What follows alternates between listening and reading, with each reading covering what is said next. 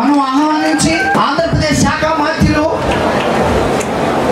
ప్రభుత్వ పాఠశాలలో 3444 మంది విద్యార్థులు విద్యాభ్యసిస్తున్నారు. అందరికీ కూడా కిట్లని కూడా కంప్లీట్ గా సప్లై ఒకరికి మంచి భవిష్యత్తు కలిగించాలనే ఉద్దేశంతో ఈ రాష్ట్రాన్ని పారిశ్రామికంగా సాఫ్ట్వేర్ రంగంలో ఇంకా కొత్తగా వస్తున్న ఆర్టిఫిషియల్ ఇంటెలిజెన్స్ అని చెప్పేసి మరి ముఖ్యంగా మన విద్యాశాఖ మంత్రి లోకేష్ గారు ఎవరైతే ఉన్నారో వారు చాలా దీర్ఘంగా ప్రపంచంలో ఉన్న అభివృద్ధి అంతటినీ కూడా సమీక్షించి ఆ అభివృద్ధిని మన రాష్ట్రంలో తీసుకురావాలి, ఆ అభివృద్ధి ద్వారా మన పిల్లలకి మన యువతి యువకులకి ఒక మంచి భవిష్యత్తు ఏర్పడిన లక్ష్యంతో ఈరోజు నారా లోకేష్ గారు పనిచేస్తున్నారని చెప్పేసి మీ అందరికీ శ్రవణీయంగా మనం చేస్తామని మీరందరూ కూడా ఒకప్పుడు మీరు చెప్పారు ఎక్కడో చోట ఇందాక డిఈఓ కష్టపడి చదువుకోవాల్సి వచ్చిందని. ఇంకొంచెం ముందుకెళ్తే కేవలం కొన్ని వర్గాలు మాత్రమే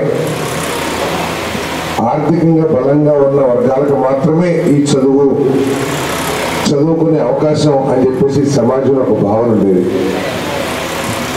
పేద వర్గాలంటే ఎస్సీ ఎస్టీ బీసీ వర్గాలు చదువుకోవడం అంటే అది చాలా కష్టతరమైనది. సమాజం కూడా కొన్ని పరిస్థితుల్లో ఒప్పుకొని పరిస్థితులు కూడా మనం చూసాం. కానీ ఈరోజు మీకు అట్లా కాదు.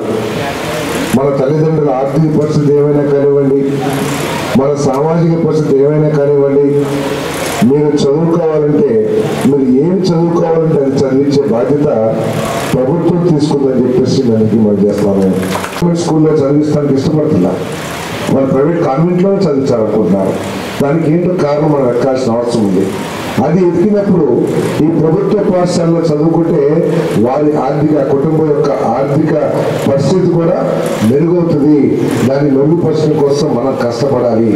డివైఓ విద్యాశాఖ అధికారులు ఉపాధ్యాయులు ఏ విధంగా దీన్ని ఇమేజ్ని బూస్టప్ చేయాలి, పెంచాలి అనేది ఆలోచించాలని చెప్పేసి మనం చేస్తూ మరి చక్కటి కార్యక్రమాలు ఏర్పాటు చేసిన ప్రభుత్వ మన విద్యాశాఖ సిబ్బందికి ముఖ్యంగా 5 సంవత్సరాల నుంచి పాఠ్య పుస్తకాలు ఇవ్వకుండా ఉన్నప్పటికీ వచ్చిన మొట్టమొదటి సంవత్సరంలోనే పుస్తకాలు ఇవ్వాలని నిర్ణయం తీసుకున్న లోకేష్ బాబు గారికి అందరికీ కూడా ప్రత్యేకంగా ధన్యవాదాలు తెలియజేస్తూ సెలవు తీసుకున్నాం.